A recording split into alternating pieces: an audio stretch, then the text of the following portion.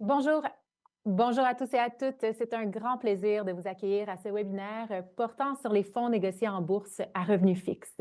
Je suis Gabrielle Vallée-Vicius, responsable de la programmation pour les événements Les Affaires, et je serai votre animatrice pour la période de questions qui se déroulera à la fin de la présentation. Avant de commencer, j'ai quelques indications à vous transmettre afin d'assurer le bon déroulement de ce webinaire. Donc, tout d'abord, tout au long de la présentation, vous avez la possibilité de poser des questions à notre conférencier. Pour ce faire, il vous suffit de cliquer sur le bouton dédié à cet effet. Notre expert répondra à quelques-unes d'entre elles à la fin de la présentation. Si vous rencontrez des problèmes techniques, je vous invite à contacter l'assistance technique de PQM, notre diffuseur officiel, en cliquant sur les icônes en bas de la page.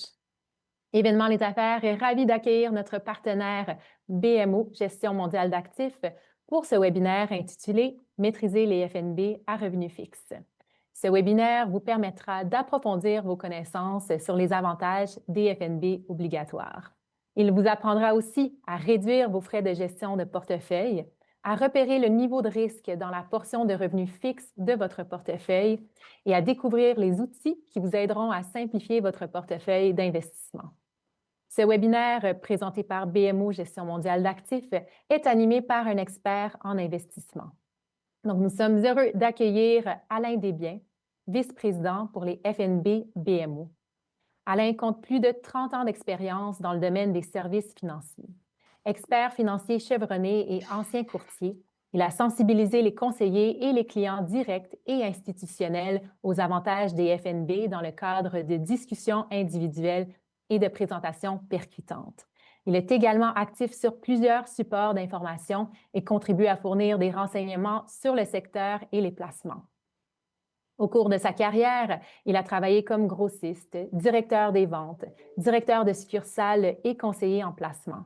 Il est titulaire d'un baccalauréat en relations industrielles de l'Université Laval et a remporté à plusieurs reprises des prix Wealth Professional au Canada, dont le prix de Wholesaler de l'année à 3 reprises. Alain, je vous laisse la parole et bonne présentation. Merci beaucoup, Gabriel. Merci pour l'invitation. Bonjour tout le monde. C'est vraiment un plaisir pour moi de revenir évidemment aux événements, les affaires. J'ai participé à plusieurs événements lors de l'année 2023 et je le mentionnais tout à l'heure à Gabriel. C'est probablement une des parties du mandat que j'apprécie le plus. C'est de parler aux investisseurs, c'est de vulgariser évidemment des concepts qui peuvent apparaître complexes. C'est ce que l'on va faire aujourd'hui. Cependant, je vais juste faire une petite mise en garde en débutant. Ce que je fais, moi, c'est de vous donner de l'information financière. Ce n'est pas du conseil financier. C'est très important pour le conseil financier, pour le conseil en placement. Veuillez consulter votre conseiller, votre gestionnaire de portefeuille ou votre planificateur financier. Donc aujourd'hui, on va s'informer sur les fonds négociés en bourse et plus particulièrement sur les fonds négociés en bourse à revenus fixes.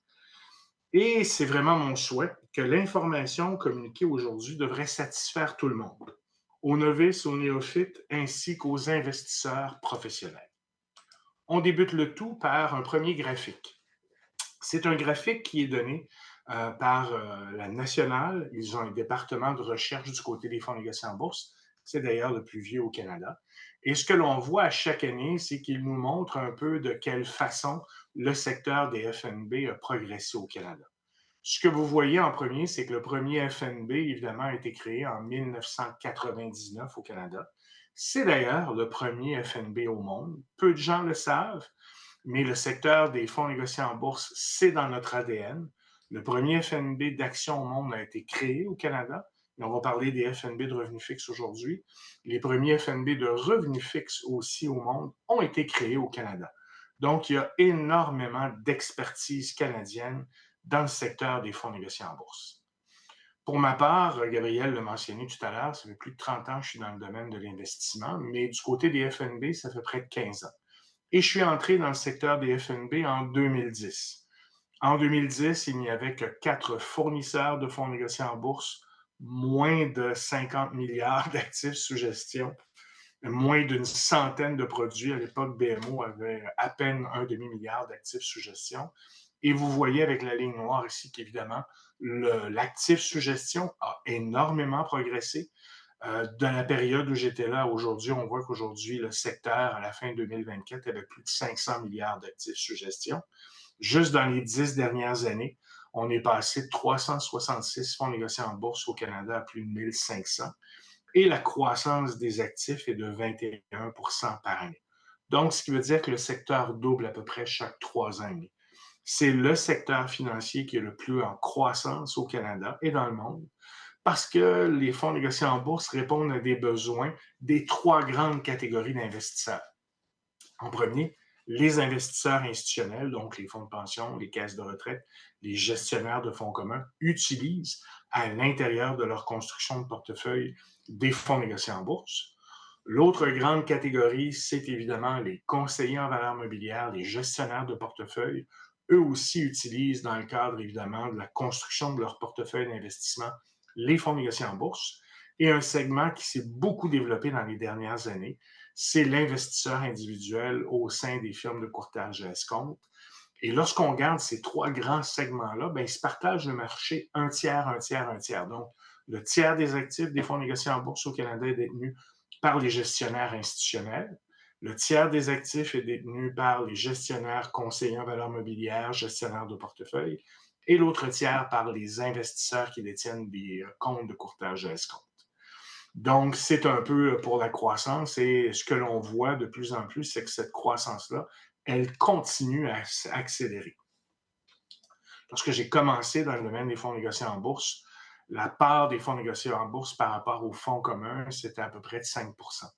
Aujourd'hui, quand on regarde le secteur des fonds négociés en bourse, on le voit ici à la fin 2024, c'était 500 milliards d'actifs. Les fonds communs, c'était à peu près 4 fois plus gros. Donc maintenant, les fonds négociés en bourse représentent à peu près 25 de l'encours des fonds communs de placement. Ça, c'était pour vous montrer un petit peu la croissance des dernières années. Et c'est vraiment un secteur très, très intéressant pour tout le monde au Canada, l'institutionnel, les conseillers et les investisseurs professionnels comme vous. On va aller un petit peu plus loin pour comprendre un peu de quelle façon le marché des FNB est structuré. Si on regarde ici en haut, ce que l'on voit, c'est les trois grandes catégories d'actifs des fonds négociés en bourse au Canada. Les fonds négociés en bourse au Canada, c'est principalement des FNB d'actions, c'est à peu près 68 des actifs sous gestion. En 2025, sur l'ensemble des FNB, on voit qu'il y a une grande croissance des produits. Il y avait 1000 fonds négociés en bourse du côté des actions, 462 fonds négociés en bourse du côté des titres à revenus fixes et 263 d'autres types de FNB. Quels sont-ils? Principalement des FNB liés aux marchandises, liés aux commodités, des FNB de répartition d'actifs et des FNB aussi de crypto. Et c'est important, le marché canadien des fonds négociés en bourse est surtout évidemment dirigé vers les fonds négociés en bourse d'actions et aussi ceux des revenus fixes. Puis ce que vous voyez, juste depuis à peu près 5 ans, c'est une croissance phénoménale du nouveau nombre de produits de fonds négociés en bourse au Canada. Regardez ici, en 2019, il y avait 432 FNB d'actions. On est rendu aujourd'hui à 1008 produits.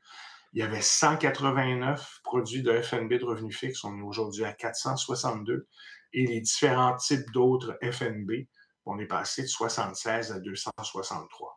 Donc, des événements comme on fait aujourd'hui avec les événements, les affaires, ça vise évidemment à vulgariser, à bien expliquer la croissance de l'industrie. Puis aujourd'hui, ben, on va couvrir plus spécifiquement celui des FNB de revenus fixes. Ce que l'on voit aussi du côté des FNB au Canada, c'est une croissance de plus en plus du côté des FNB de répartition d'actifs. C'est principalement d'ailleurs la principale différence entre les FNB et les fonds communs. Du côté des fonds communs, il y a énormément d'actifs au Canada dans les fonds balancés, dans les fonds de répartition d'actifs. Ce n'est que le tout début au Canada de cette catégorie-là. BMO récemment a essayé de favoriser évidemment une meilleure utilisation de ces produits-là, notamment en baissant ses frais de gestion de ces FNB de répartition d'actifs. Si vous googlez Zcon, Zbal, Zgrow, ZEQT, vous allez voir, on a baissé nos frais de gestion à 15 points de base et on a aussi fait ce que l'on appelle un stock split, donc on a diminué évidemment la valeur des parts pour permettre aux investisseurs de plus facilement acheter ce type de produit-là. Auparavant, certains départs étaient à 30 et maintenant, ils sont autour de 10. Donc, baisser les frais de gestion, faire en sorte que les parts soient plus accessibles aussi pour l'acquisition. Donc, de plus en plus, les actifs sous gestion des FNB de répartition d'actifs, de même que pour les FNB de revenus fixes, c'est une catégorie qui est en forte croissance. Ce que l'on voit ici en haut à droite, vente nette mensuelle par catégorie d'actifs, c'est que 2024 et 2023, on continue de voir une accélération des ventes des FNB d'actions et de revenus fixes. Certains mois, évidemment, on va voir énormément de ventes du côté des revenus fixes. C'est souvent des clients institutionnels, des gestionnaires de portefeuille, mais dans les dernières années aussi, on a vu des investisseurs comme vous investir massivement dans des FNB de marché monétaire en dollars canadiens et américains, dans des FNB de revenus fixes avec de courtes durées. On va couvrir évidemment cette partie-là aujourd'hui. Dernier tableau qui nous provient de BMO, Marché des capitaux et Bloomberg. Les FNB, évidemment, c'est deux types principaux. Des FNB, évidemment, qui suivent des indices de référence ou des FNB à gestion active. Et ce que l'on voit, même si les FNB qui sont basés indiciels, on peut les appeler aussi passifs, même si ce sont la plus grande partie du marché, on voit que de plus en plus, les FNB à gestion active prennent une part plus importante de plus en plus dans les ventes nettes. On va parler aujourd'hui, évidemment, de la différenciation entre les deux. Donc, quelques chiffres pour vous montrer que l'industrie, évidemment, progresse énormément et que c'est très intéressant, évidemment, de s'intéresser aux fonds négociés en bourse parce que c'est une des catégories d'actifs financiers au Canada qui est le plus en croissance. Si on regarde un petit peu plus les fonds négociés en bourse obligataires, je vais commencer par l'exposition géographique. C'est normal, on est Canadien, donc dans nos fonds négociés en bourse, généralement, on va prendre des fonds négociés en bourse canadiens en dollars canadiens. Ce que l'on voit dans la partie de la tarte, évidemment, des fonds négociés en bourse au Canada de revenus fixes, 70 ce sont des FNB qui répliquent les marchés canadiens, qu'ils soient provinciaux, qu'ils soient fédéraux ou qu'ils soient d'entreprises de grande qualité. De plus en plus, cependant, on voit les institutionnels, on voit les gestionnaires de portefeuille et les investisseurs s'intéresser aux FNB, évidemment, qui répliquent les marchés de revenus fixes américains ou internationaux. Il y a de plus en plus de ce type de produits-là en dollars canadiens, couverts et non couverts, et aussi en dollars américains. Quand on regarde les actifs sous gestion des FNB obligataires par style, bien évidemment, plus de la moitié, ce sont ce qu'on appelle des agrégats. Qu'est-ce que c'est que ça, un agrégat obligataire? Dans le fond, ce que les investisseurs achètent principalement au Canada, c'est l'indice obligataire canadien qui regroupe l'ensemble des obligations canadiennes du côté, évidemment, des entreprises, du côté des provinces et du côté du fédéral. Cependant, les FNB permettent d'investir très précisément dans certains segments, évidemment, des revenus fixes. Donc, on a vu une explosion de produits dans les dernières années qui permettent de capturer certains segments de l'industrie, certains crédits de l'industrie, on va en parler, et certaines durées dans l'industrie. Donc, ce qu'on voit, c'est qu'après les agrégats, le segment qui est le plus acheté au Canada, ce sont les obligations corporatives parce que généralement, elles vont donner aussi un rendement qui va être un petit peu plus intéressant en termes de distribution mensuelle par rapport aux obligations provinciales ou aux obligations fédérales. Un autre segment intéressant, évidemment, du côté des FNB, des revenus fixes, ce sont les actions privilégiées. Donc, on voit, ce ne sont pas là un modèle uniforme. Il y a vraiment de tout du côté des FNB de revenus fixes, des FNB qui répliquent le marché en entier canadien, mais aussi des segments du marché canadien. Je parlais tout à l'heure ici des types, si ce sont des agrégats, si c'est du corpo, du fédéral et des provinciales. On a aussi beaucoup de gens un petit peu plus sophistiqués qui veulent pouvoir investir dans les marchés obligataires dans tous ces styles-là, mais aussi avec une durée. Donc, des durées à court terme, moins de 3-4 ans, des durées à moyen terme, à peu près un 5-6 ans, et des durées à long terme ou à très long terme. Parce que le marché obligataire canadien, qu'il soit du côté corpo, qu'il soit du côté provincial, qu'il soit du côté fédéral, on peut les acheter sur différentes durées. Encore une fois, puis ça ressemble beaucoup à l'agrégat, ce qu'on voit ici, c'est ce qu'on appelle du blended, c'est que les gens achètent beaucoup les agrégats courts moyens. Mais aussi, on voit que dans les dernières années, les gens ont acheté beaucoup, beaucoup de marchés monétaires, je vous en parlais, beaucoup de court terme du côté des durées, donc dans des durées qui sont similaires un peu à ce qu'on va retrouver du côté des certificats de placement garantis. Et ce que l'on voit évidemment du côté des ventes nettes par durée, c'est que le marché monétaire et le court terme dans les dernières années, les ventes nettes ont explosé. On le voit, la majeure partie des ventes nettes sont dans ces deux segments-là. On va couvrir ces deux segments-là aujourd'hui. Et du côté par style, évidemment, on le voit, l'institutionnel, les gestionnaires de portefeuille achètent énormément le marché obligataire canadien. C'est simple, avec un acronyme qui s'appelle le ZAG, Z-A-G. On achète l'ensemble du marché obligataire canadien à 8 points de base. Donc, c'est une façon très simple, très efficace d'être exposé au marché obligataire canadien. Il y a des gens qui veulent un rendement un petit peu plus élevé, donc on enlève les obligations fédérales, provinciales. On diminue aussi notre qualité de crédit, je vais en parler un petit peu, mais on va aller chercher un petit peu plus de revenus. Donc, on voit que du côté du investment grade ou des obligations d'entreprise, il y a quand même énormément de ventes nettes qui se font là. Donc, en définitive, du côté des FNB obligataires par style, les gens achètent beaucoup l'agrégat obligataire canadien, donc un FNB qui regroupe l'ensemble des obligations canadiennes, aussi l'ensemble des obligations corpo canadiennes.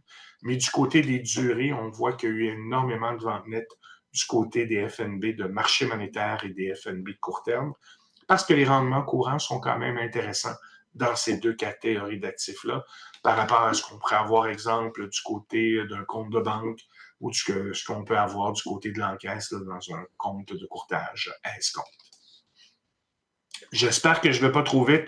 Je vous donne beaucoup de notions et j'essaie évidemment d'illustrer le tout par les graphiques que l'on voit aujourd'hui. On est plusieurs fournisseurs au Canada. Je n'en ai pas parlé. Moi, quand j'ai commencé en 2010, nous n'étions que 4 fournisseurs au Canada. Maintenant, il y a presque 45 fournisseurs aujourd'hui de fonds négociés en bourse au Canada. En passant, il y a 125 fournisseurs de fonds communs aussi. Donc, il y a beaucoup de joueurs. Cependant, évidemment, l'ensemble des ventes nettes et l'ensemble des actifs est surtout concentré dans le top 5, top 10 de l'industrie. Quand on regarde en premier l'industrie, vous voyez ici TD qui produit un rapport sur les fonds négociés en bourse qui est très intéressant. Ce qu'il nous indique, c'est que du côté de l'industrie des fonds négociés en bourse, 68 de l'industrie est indicielle. Donc, on réplique un indice de référence. C'est quoi l'indice de référence? Vous savez, quand vous regardez Radio-Canada, TVA, quand vous regardez CNN, on montre souvent, lorsqu'on parle de la bourse, les indices boursiers, le TSX, le S&P 500, le MSCI, l'Eurotop 100. Donc, l'indiciel, c'est qu'on a un produit de fonds négociés en bourse qui vous donne le rendement du marché que l'on voit à l'écran, moins les frais de gestion. C'est la même chose du côté obligataire, si on le voit un petit peu moins, mais c'est un très gros marché. Et ce que vous voyez discrétionnaire, donc, ce sont des gestionnaires qui vont venir chercher basés sur certains facteurs. Ça peut être les dividendes, ça peut être les titres de qualité, ça peut être les titres de valeur. Non pas l'ensemble du marché, mais certaines parties du marché. Donc, c'est ce qu'on appelle généralement la gestion active ou la gestion non indicielle. Au Canada, la majeure partie de l'industrie, elle est indicielle. Et il y a quand même maintenant le tiers de l'industrie qui n'est pas indicielle. Du côté de ce qui est indiciel, BMO est deuxième au Canada après RBC iShares. Et du côté discrétionnaire, on est le numéro 1 au Canada en termes d'actifs. Quand on regarde maintenant du côté action et du côté revenu fixe, du côté action, RBC détient 32 du marché, BMO 23 du marché au Canada. Notre grande force du côté institutionnel, du côté des tailles et des investisseurs, c'est du côté des revenus fixes. Nous, on pense que c'est un secteur qui va exploser au Canada et BMO détient à peu près le tiers du marché canadien des FNB de revenus fixes. Donc, ça vous permet de comprendre un peu qui sont les gros joueurs au Canada. Du côté discrétionnaire, c'est BMO, RBC, Vanguard dans le top 3. Et du côté indiciel, RBC, BMO et Vanguard dans le top 3. On a regardé un peu l'industrie, je vous ai montré l'historique du marché, je voulais vous expliquer un peu pour vous mettre dans le bain un peu comment l'industrie était structurée du côté indiciel, du côté de la gestion active, du côté des titres revenus fixes, une partie est indicielle, une partie est à gestion active. Du côté des revenus fixes, on se préoccupe beaucoup de savoir quelle est la qualité de crédit. Est-ce que ce sont des obligations gouvernementales? Est-ce que ce sont des obligations corpo? Est-ce que la durée est courte? Est-ce que la durée est longue? L'industrie des fonds négociés en bourse, on va le voir tout à l'heure, vous donne des informations sur ces caractéristiques-là. Mais pourquoi on utilise des fonds négociés en bourse, notamment pour les titres à revenus fixes? Chez BMO, on trouve évidemment qu'il y a 4 avantages pour vous comme investisseur. Premièrement, le placement à faible coût. Évidemment, par rapport à d'autres catégories d'actifs, notamment les fonds communs, les fonds négociés en bourse ont vraiment démocratisé le secteur de les investissements. Ils ont permis aussi, évidemment, comme impact, de baisser l'ensemble des frais de gestion au Canada, pas juste sur les FNB, mais sur les fonds communs. Depuis que moi, je me suis joint au secteur des fonds négociés en bourse, donc depuis 15 ans au Canada, j'ai vu que les frais de gestion, à la fois des FNB, ont eu un impact énorme aussi sur les fonds communs. Donc, c'est une des tendances, évidemment, que les FNB permettent. C'est ce placement-là à faible coût. Et pour nous, comme investisseurs à long terme, il y a un avantage là-dessus. Aussi, ce que les FNB permettent, comme les actions, c'est une négociation efficace. On peut entrer, on peut vendre facilement des fonds négociés en bourse. L'introduction des FNB a permis une liquidité plus importante aussi, notamment du côté des FNB de revenus fixes. J'ai fait une entrevue il n'y a pas tellement longtemps en finance et investissement avec mon ancien patron, Rajib Silgardo. J'ai travaillé pour lui de 2010 à 2016 et Rajiv, c'est un peu l'icône canadienne. Vous googlerez Rajiv Silgardo. Alain Desbiens, vous allez voir nos 2 entrevues que l'on a fait. C'est lui qui était là lorsqu'on a créé le premier FNB d'Action au Monde, le premier FNB de revenus fixes. Puis il me parlait à l'époque, évidemment, lorsqu'ils ont créé le premier FNB de revenus fixes, il n'y avait qu'une seule obligation à l'intérieur. Aujourd'hui, on peut avoir parfois 400, 500 obligations. Donc, le marché a permis, évidemment, des FNB une liquidité plus importante du côté du marché obligataire et a permis le 4e item qui est la diversification. Aujourd'hui, on peut investir de façon très ciblée dans des obligations corpo, dans des obligations provinciales, fédérales. On peut acheter des agrégats qui sont évidemment l'ensemble des marchés obligataires canadiens avec des durations plus longues, des durations plus courtes. Donc, les avantages des FNB pour les titres à revenus fixes, c'est un placement à faible coût, une négociation efficace, une liquidité plus importante et une plus grande diversification. 2 fonctions traditionnelles des obligations, que ce soit en FNB, en fonds commun ou à la pièce, c'est la production d'un revenu et la protection du capital. Un autre élément important du côté des revenus fixes qui a vraiment explosé dans les dernières années, c'est tout ce qui est le marché des liquidités. Les FNB sont de plus en plus utilisés pour la gestion quotidienne de la trésorerie et évidemment pour les institutionnels, pour les conseillers, pour vous comme investisseurs. Les décisions d'allocation d'actifs, de répartition d'actifs peuvent être prises plus rapidement et plus efficacement en utilisant des FNB qu'évidemment des obligations. Avec un FNB pour un peu moins de 1000 $, on peut avoir accès à 40, 50, 100, évidemment, obligations à l'intérieur du portefeuille. Si on désirait acheter l'ensemble de ces obligations-là à la pièce, ça prendrait des portefeuilles qui sont évidemment d'une très, très grande ampleur. Donc, les types de FNB à revenus fixes offerts aux investisseurs canadiens, j'en ai parlé un peu. Je vais reprendre ça avec vous. Des placements à très court terme pour faire fructifier ces liquidités. Des FNB indiciels, donc, qui offrent une exposition à un univers obligataire. Au Canada, évidemment, ça vise à répliquer l'ensemble du marché obligataire canadien qui inclut des obligations fédérales, provinciales, corporatives, à différentes qualités de crédit avec différentes durations. Il y a aussi de plus en plus des stratégies de gestion active où un gestionnaire de portefeuille analyse, sélectionne des obligations à l'intérieur de l'indice dans le but de surperformer le marché obligataire. Parfois, certaines y parviennent, parfois d'autres non. Donc, moi, je pense qu'une des bases qui est très intéressante avec les FNB, c'est d'avoir une base qui est indicielle à faible coût à l'intérieur du portefeuille auquel on peut combiner certains gestionnaires reconnus de gestion active qui visent à surperformer évidemment certaines années l'indiciel. Et dans les innovations récentes que je trouve très intéressantes pour vous comme investisseurs, ce sont des FNB obligataires à échéance cible, on va en parler un petit peu, et les FNB obligataires à escompte. Beaucoup de gens trouvent que les obligations ne sont pas toujours très efficaces fiscalement parce qu'évidemment, le revenu d'intérêt, c'est le type de revenu sur lequel on est taxé le plus. BMO, notamment, a lancé énormément dans les dernières années de FNB obligataires à escompte ou pour les gens qui ont des comptes taxables, donc des comptes non enregistrés, mais qui désirent avoir des obligations, mais qui ont moins besoin du revenu plus que d'efficacité fiscale. Ce type de produit-là est très intéressant. Je vais le couvrir un petit peu plus. Allons du côté des FNB de marché monétaire et de gestion de trésorerie. BMO a un des FNB les plus utilisés au Canada, c'est ZMMK, avec un faible frais de gestion, 0,12 la cote de risque est faible à l'intérieur. Les revenus sont distribués à chaque mois et le taux de distribution actuel est de 2,4. Pour ceux qui ont l'opportunité d'avoir en plus des comptes, évidemment, de courtage à escompte ou des courtages de plein exercice en dollars canadiens, certains d'entre vous ont aussi des comptes de courtage de plein exercice ou à escompte en dollars américains. Un produit qui est très intéressant aussi, c'est ZUCM.U. Le taux de distribution est à 4,16. La distribution est mensuelle. Le frais de gestion est à 0,12 et la cote de risque est faible. Lorsqu'on dit que la cote de risque est faible, évidemment, on se base sur la variabilité des parts de fonds négociés en bourse.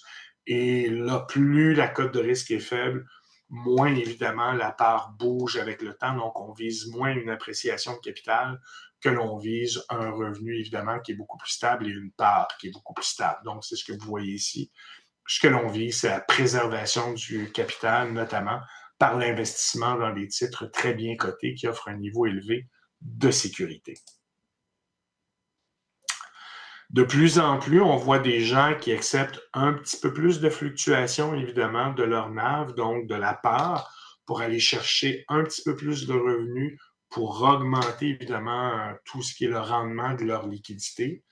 Un produit qui est très intéressant, c'est ZST là-dessus. Ça a une durée d'à peu près une demi-année. On le voit, la distribution est un petit peu plus élevée que ZMMK. On parle d'un taux de distribution de 2,74, d'un coupon de 1,84 et d'une distribution à échéance de 2,9. Donc, il y a un petit gain de capital à faire là-dessus, en plus d'une distribution évidemment courante là, qui est quand même assez élevée. On a un autre produit qui est intéressant aussi pour les gens qui ont des comptes de courtage à escompte ou plein exercice en dollars américains, ZUS.U, une durée faible, 0,37, ça veut dire à peu près 4 mois de durée sur le produit. Le taux de distribution, vous le voyez, du côté des États-Unis est un petit peu plus élevé, 4,62. Le coupon est à 2,47, le rendement échéance est à 4,9. Le frais de gestion est très faible, la cote de risque aussi est très faible. Donc, deux produits où les parts vont varier un petit peu plus, mais ce qui est intéressant dans ces produits-là, c'est que ce sont des instruments liquides qui sont bonifiés, donc un petit peu plus de rendement que les marchés monétaires.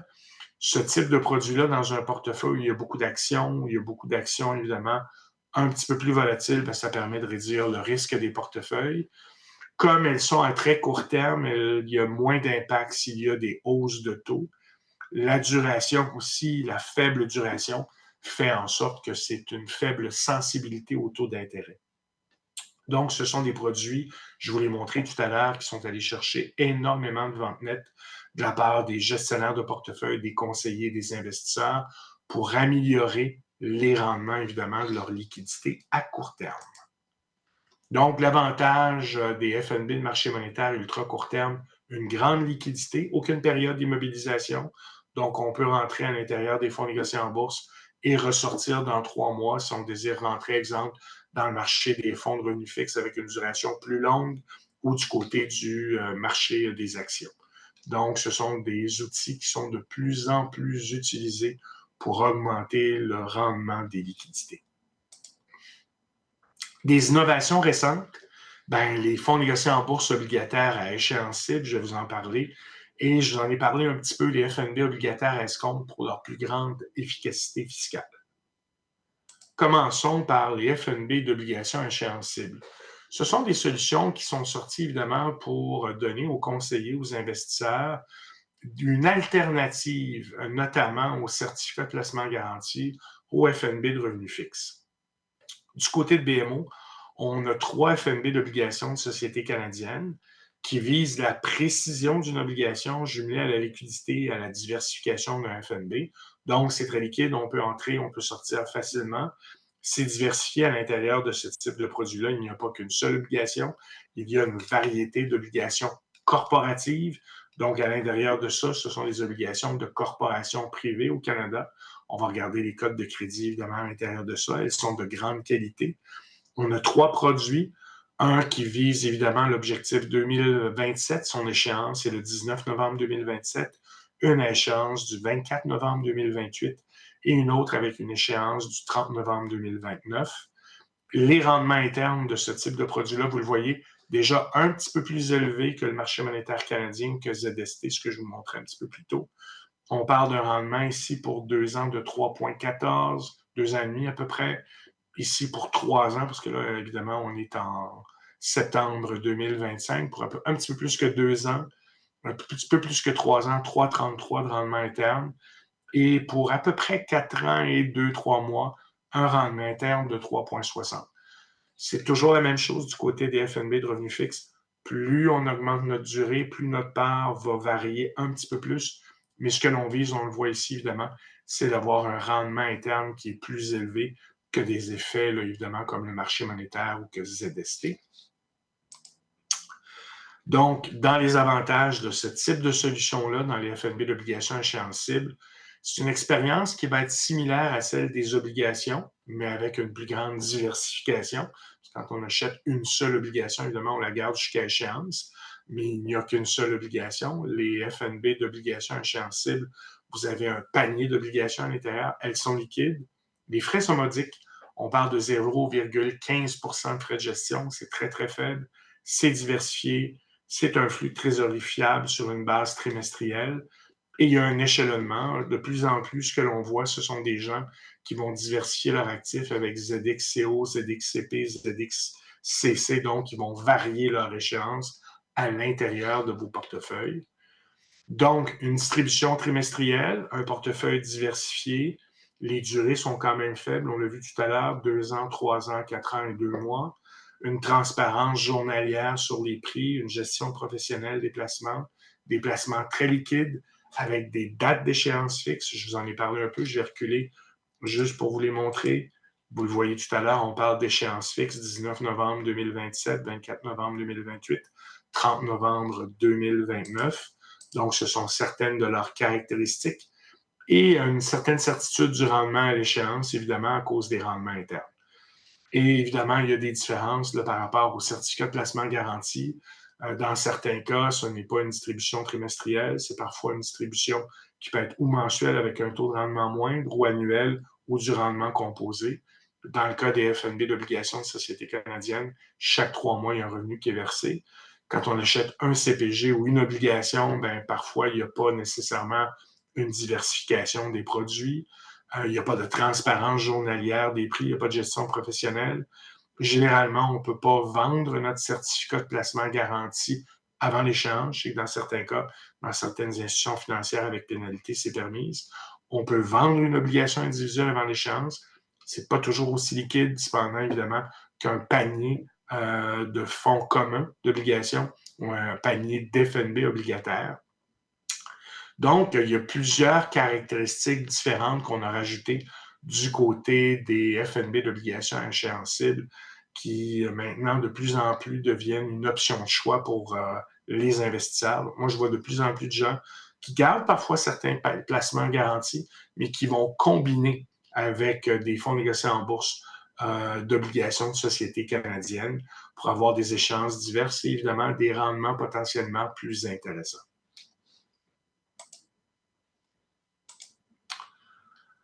Le temps file, les fonds négociés en bourse d'obligations à escompte. Je trouve que c'est quand même important d'en parler parce que le 2/3 des actifs au Canada sont dans des comptes taxables.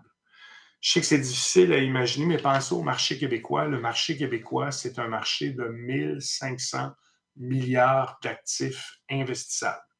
Ça, le 1500 milliards, c'est la somme de tous nos comptes taxables et tous nos comptes enregistrés. Les REER, les CELI, les FER, les régimes enregistrés d'épargne-études, les régimes enregistrés d'épargne invalidité. Tout ce qui est régime enregistré, c'est à peu près le tiers des actifs dans le marché québécois et canadien. Et tout ce qui est compte taxable, c'est le 2/3 des actifs investissables. Donc, au Québec, c'est à peu près 1 trillion de dollars, 1000 milliards de dollars d'actifs.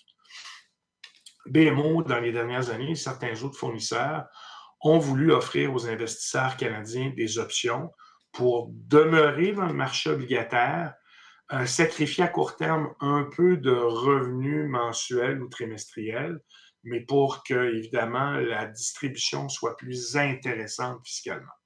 On va regarder un peu comment le produit est fait. Le plus gros au Canada, c'est le FINB BMO d'obligations à escompte. C'est le plus gros aussi, évidemment, du côté de BMO. Là, je vais prendre chacune des caractéristiques, on va les regarder ensemble. Le symbole boursier de ce FNB-là, c'est ZDB. Vous avez remarqué depuis le début, ZMMK, ZST, tous nos FNB commencent par la lettre Z. Ici, c'est le coupon qui est à 1,87. Chaque obligation a des coupons. On fait une distribution sur une base mensuelle. Cette distribution-là est à 2,14 et vous voyez que le rendement échéance est plus élevé. C'est 3,47. Donc, si on achetait une obligation, si vous voulez, la différence entre les deux, c'est du gain de capital. Donc, entre le taux de distribution et le rendement échéance, on parle d'une distribution qui est taxée comme du gain de capital. On a 3 solutions qui sont à escompte avec des durées différentes. Donc, ZDB a une durée de 6,9 ans. ZCDB, qui est un FNB d'obligation à escompte de société, donc il n'y a pas d'obligation provinciale, il n'y a pas d'obligation fédérale. Sa duration est un peu plus courte, à 3,48 années. Et notre FNB, qui est le plus court en termes de durée, c'est un FNB qui ressemble un peu à notre FNB d'obligation à escompte dans le sens où on vient chercher l'ensemble, évidemment, du marché obligataire canadien, provincial, fédéral et corpo, excepté que sa duration est un peu plus courte. Donc, évidemment, si les taux montent, il y a moins d'impact sur ce type de produit-là. On voit que sur ce produit-là, la distribution et le coupon est à peu près similaire à 1,47 et le rendement échéance est à 2,96. Plus on a une obligation, un FNB d'obligation qui regroupe l'agrégat obligataire canadien, fédéral, provincial, corpo, vous voyez que la cote de crédit est un peu plus élevée, AA. Cependant, dans le type de produit qu'on offre ici, on essaie d'avoir la meilleure cote possible, évidemment, du côté du corpo, en vous donnant le plus de rendement possible. Donc, la cote de crédit moyenne, évidemment, sur notre fonds d'obligation à escompte de société, c'est une cote de crédit A que l'on appelle investment grade, donc de grande qualité. Les 3 sont de grande qualité avec un single A et 2 double A du côté de l'escompte et du côté de l'escompte à court terme. Si on va un petit peu plus loin du côté de l'analyse, ben, ce qu'on voit pour ce type de produit-là, pour des rendements à échéance à peu près similaires, ben, le rendement après impôt va être plus intéressant parce qu'entre le coupon et le rendement échéance, évidemment, ça va être traité comme du gain de capital. Évidemment, le gain de capital est traité plus favorablement qu'un revenu d'intérêt. Évidemment, je reviens à ce que je vous ai dit au début de la présentation. Aujourd'hui, je vous donne énormément d'informations sur les fonds négociés en bourse et sur les fonds négociés en bourse de revenus fixes. Ce que je vous donne, c'est de l'information, ce n'est pas du conseil. Est-ce que ces solutions-là sont bonnes pour vous? Évidemment, je vais vous référer à vos conseillers en placement, à vos gestionnaires de portefeuille, à vos planificateurs financiers qui vont vous permettre de voir, ben, est-ce que dans mon compte taxable, la solution qui peut être le plus intéressante pour moi, est-ce que c'est une solution à courte durée ou au contraire, ce que j'ai besoin, c'est de liquidité. Donc, même si c'est taxé moins favorablement, ZMMK correspond plus à mes besoins, à ma tolérance au risque. Ces aspects-là, évidemment, elles devraient être validées avec votre conseiller, votre gestionnaire de portefeuille ou votre planificateur financier. Vous êtes bon parce que je vous ai donné énormément d'informations aujourd'hui sur le secteur des FNB, le secteur des FNB à revenus fixes. On a essayé de regarder une petite partie de l'univers des FNB de revenus fixes. On a regardé 3 choses aujourd'hui. En premier, des solutions d'encaisse. Ce sont des solutions, évidemment, où tous les facteurs de risque sont les plus faibles. ZMMK en termes de fonds de marché monétaire, ZUCM.U pour ceux qui ont évidemment la chance d'avoir des comptes de courtage à escompte tout plein exercice libellés en dollars américains. Ce sont 2 des solutions les plus populaires au Canada du côté de l'encaisse.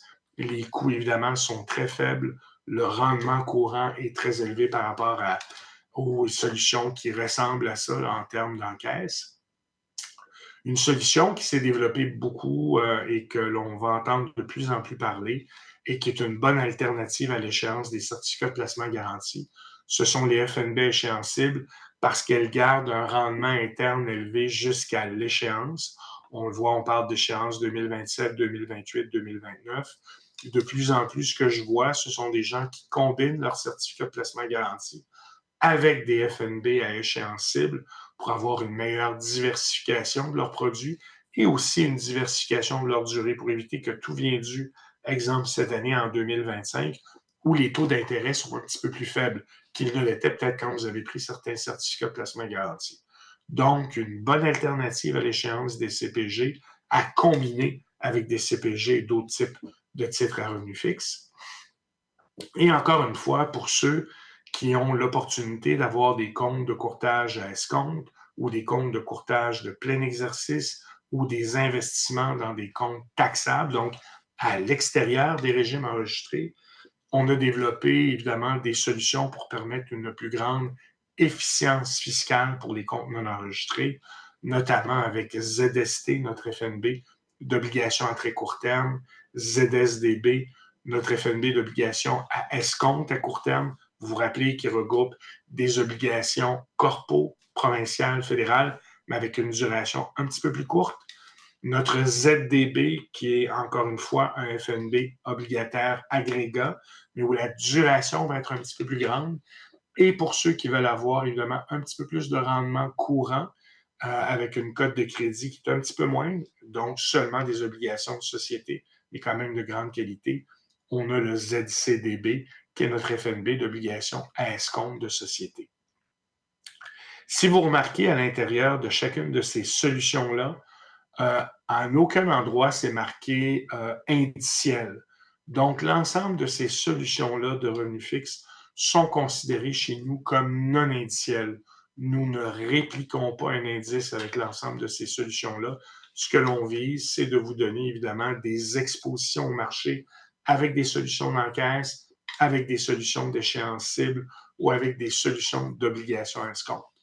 On a certains FNB chez nous, notamment ZAG, qui est le plus gros FNB de revenus fixes au Canada, qui est indiciel. Mais de plus en plus, pour répondre aux besoins des investisseurs, des conseillers, on a développé une gamme de solutions qui visent évidemment à vous donner des expositions aux solutions d'encaisse, des solutions d'échéance cible avec des échéances diverses et des solutions aussi pour vous permettre d'avoir accès aux obligations à escompte en termes de diversification avec des FNB d'obligations à escompte. Vous voulez en savoir plus sur les fonds négociés en bourse? On a un site investisseur sous BMO Gestion mondiale d'actifs au www.bmogam.com /CA FR investisseur. Vous pouvez toujours aussi googler pour avoir accès évidemment à la grille sommaire des FNB BMO. Faites juste googler. C'est toujours maintenant, on ne cherche plus en bibliothèque, hein, on Google. Vous googlez évidemment la grille sommaire des FNB BMO. Vous allez voir, vous allez avoir accès à l'ensemble de nos solutions d'FNB de revenus fixes, aussi du côté action. Je vois que j'ai pris depuis le départ à peu près 49 minutes. Chaque fois, je trouve que ça va beaucoup trop vite. Puis bien, évidemment, je vais demander à Gabriel de joindre à moi parce que peut-être certains d'entre vous avaient des questions. Gabriel, je te cède la parole. Alain, merci beaucoup. Donc oui, j'invite maintenant l'audience à poser ses questions. C'est le moment parfait pour clarifier tout ce que vous souhaitez savoir sur le sujet. On a environ 7-8 minutes là, pour répondre à vos questions. Alors, n'hésitez pas à les poser dans la section des commentaires si vous n'avez pas encore eu la chance de le faire. Donc, effectivement, j'ai déjà quelques questions qui sont entrées. Une question ici, est-ce que le FNB ZQQ génère des dividendes? ZQQ, j'aime ça, mais c'est pas du tout du côté des FNB de revenus fixes, mais ZQQ, c'est un FNB, évidemment, qui réplique l'indice Nasdaq. Quand on achète l'indice Nasdaq, ce que l'on vise, évidemment, c'est beaucoup plus une croissance du capital qu'une génération de revenus. Donc, la génération de revenus est très, très faible à l'intérieur de ZQQ. Cependant, on a certains produits d'options couvertes qui permettent, avec des options sur les titres que l'on a à l'intérieur du Nasdaq, de générer, en plus de la croissance de capital, une génération de revenus. Et si on regarde le produit tel quel, ZQQ, non, c'est un produit d'action qui vise à répliquer le Nasdaq. Merci beaucoup, Merci de la Alain. question. Merci de la question. Oui, merci beaucoup à la personne qui a posé la question. Et maintenant, on a quelques questions sur le taux de distribution. Donc, je vais essayer de les Oui. synthétiser ici. Donc, est-ce que vous pouvez nous expliquer un petit peu plus le taux de distribution? Pour calculer le taux de rendement total, est-ce qu'il faut additionner le taux de distribution et le rendement à échéance ou seulement le rendement à échéance? Et est-ce Oui, que il y le a plus. rendement à échéance, j'en rajouté une toute petite, est-ce que Ouais. le rendement à échéance dans les tableaux est toujours une moyenne par année? En fait, chaque jour, évidemment, ces notions-là peuvent changer. C'est pour ça que souvent, lorsqu'on regarde là, ici, vous voyez sur cette page-là, on met données au 15 août 2025. Je m'excuse, je vais éternuer. Excusez-moi. Chaque jour, évidemment, l'ensemble des données change parce que chaque jour, évidemment, ces instruments-là bougent en termes de rendement. C'est pour ça que c'est toujours important d'aller sur le site web des fournisseurs de fonds négociés en bourse pour avoir les informations les plus récentes. Ce que je peux vous dire à titre d'investisseur, quand vous regardez que vous voyez que le coupon, le taux de distribution est inférieur au rendement à échéance, ce que ça veut dire, c'est qu'il y a un gain de capital à faire avec ces FNB de revenus fixes-là. Donc, ce sont des FNB qui sont très intéressants dans les comptes taxables. Le revenu, c'est une chose. Les obligations prennent aussi de la valeur ou perdent de la valeur. Donc, il y a aussi une autre composante qui s'appelle le rendement total. Et le rendement total, c'est la variation de la part plus la génération du revenu et on annualise le rendement. Si je recule un peu, ça vous voyez ici, je vous ai montré, ce sont pour les obligations à escompte. On voit que les coupons, les taux de distribution sont inférieurs au rendement à échéance. Donc, c'est pour les gens qui veulent moins, je dirais, une distribution élevée, mais plus un rendement après impôt qui est intéressant. Si je recule et que je vous montre nos produits exemples à court terme, ZST. Encore là, ZST, on voit que le coupon, le taux de distribution est légèrement inférieur au rendement échéance. Donc, ce sont évidemment des solutions qui vont vous générer un niveau de revenu qui est intéressant, un petit peu de fiscalité intéressante. Les parts devraient beaucoup moins bouger. Donc, plus vous êtes court du côté des revenus fixes, plus le taux de distribution va vous donner un rendement qui devrait être à peu près équivalent à votre rendement annuel. Et si on va du côté des marchés monétaires, on parle juste du taux de distribution. Il n'y a presque pas ou pas du tout de gain de capital à faire. Le taux de distribution, c'est vraiment ce à quoi vous devriez vous attendre.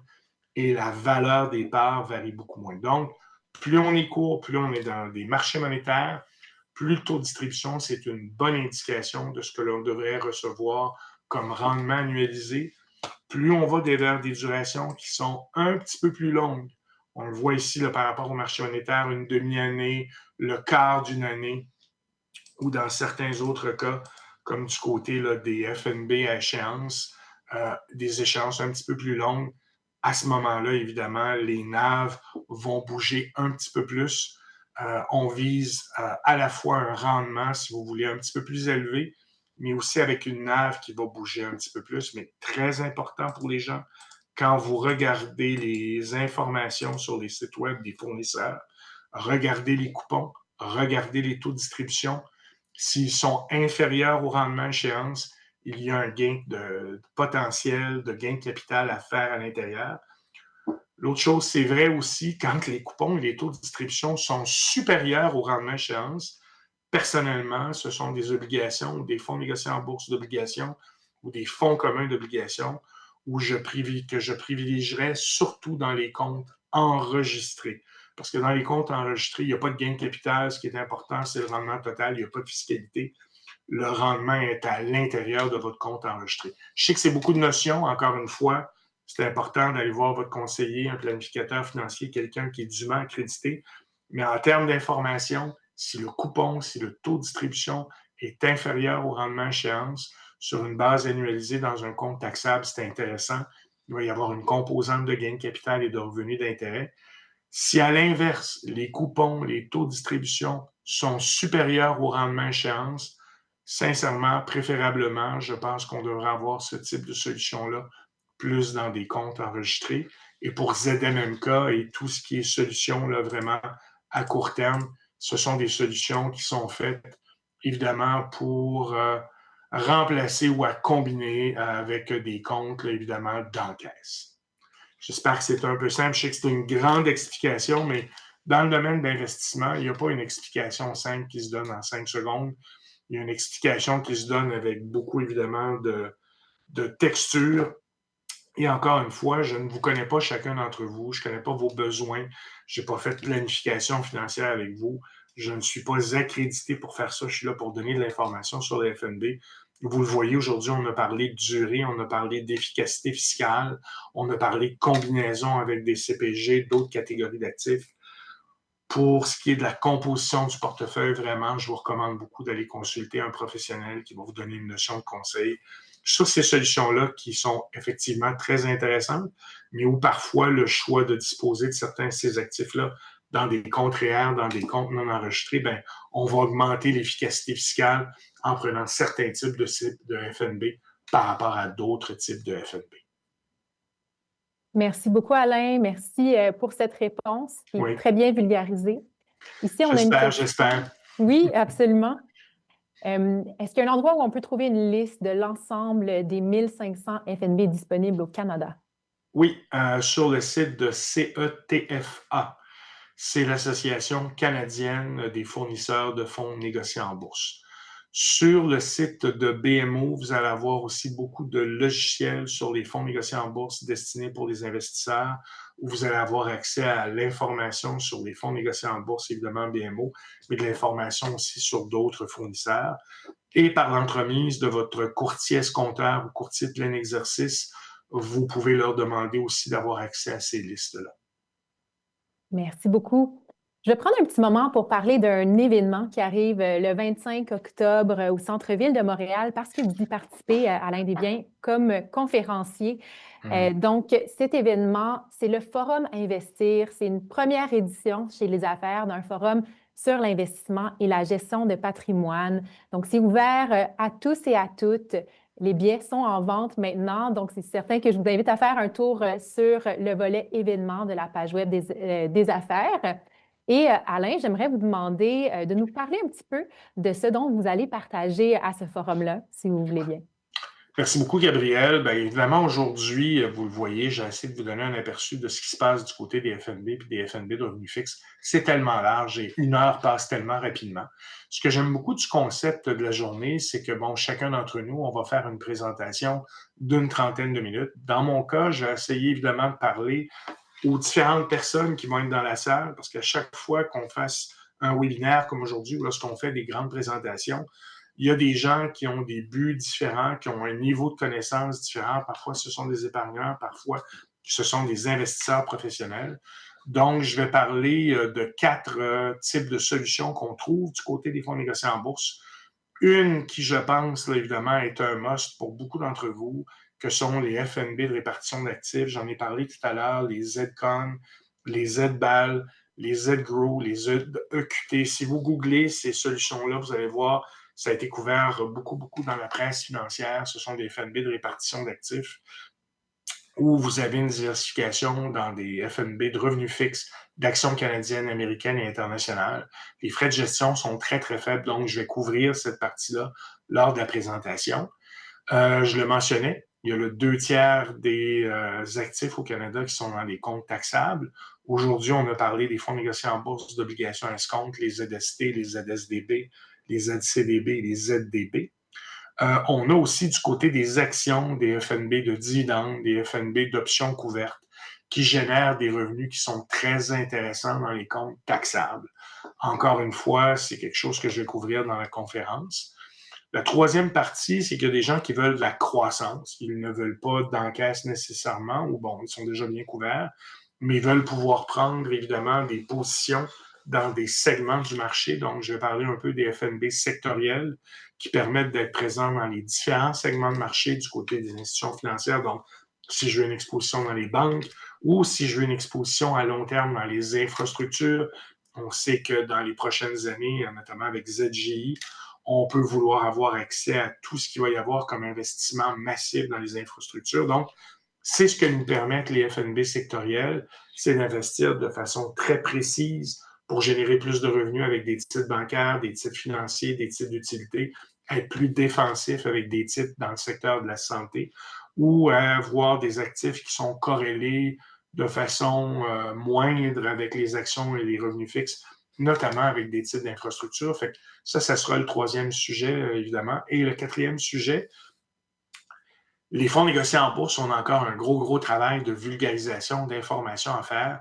Un autre segment qui vient d'arriver au Canada qui est très intéressant pour les gens qui aiment les titres individuels, ce sont les CCAE, ce sont les certificats canadiens d'actions étrangères. Ce qu'ils permettent, évidemment, c'est d'acquérir à faible coût, donc pour une part à 10 à de l'actionnariat sur des actions américaines, européennes ou asiatiques. Ce qui est intéressant du côté de l'Asie, du côté de l'Europe, c'est très difficile pour les investisseurs d'avoir accès à ces actions-là sur le marché européen ou sur le marché asiatique.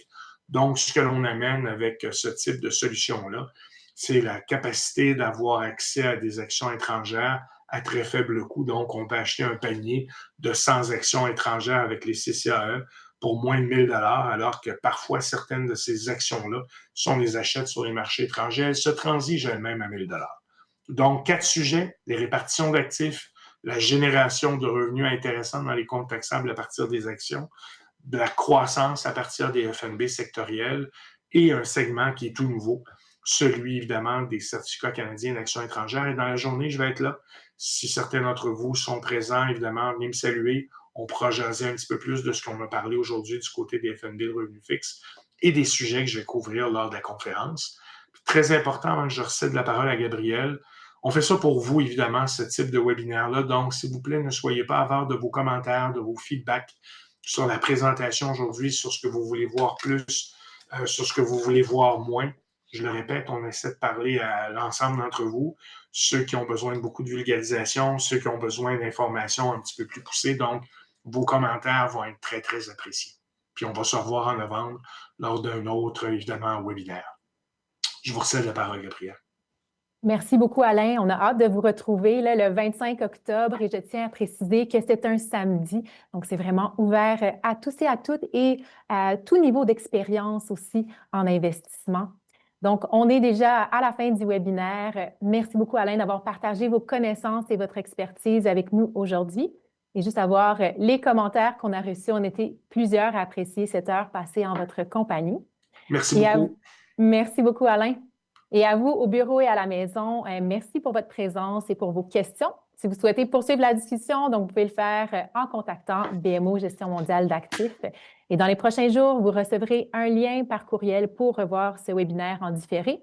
Si vous avez trouvé cette présentation utile et informative, n'hésitez pas à la partager avec votre réseau qui pourrait également bénéficier des informations partagées aujourd'hui.